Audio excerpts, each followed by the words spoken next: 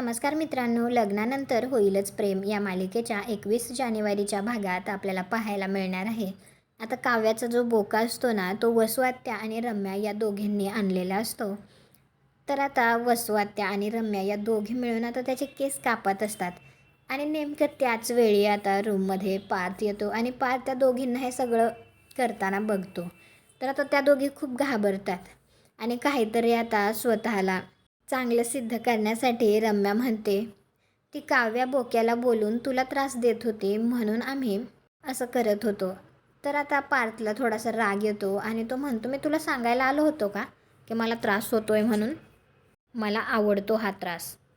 यापुढे काव्यापासून आणि काव्याच्या गोष्टींपासून लांब राहायचं हां. म्हणजेच आता पार्थने हे कबूल केलं आहे की त्याला काव्याने दिलेला सगळा त्रास आवडतो आणि हे ऐकून तर आता रम्याची चांगली जिरते.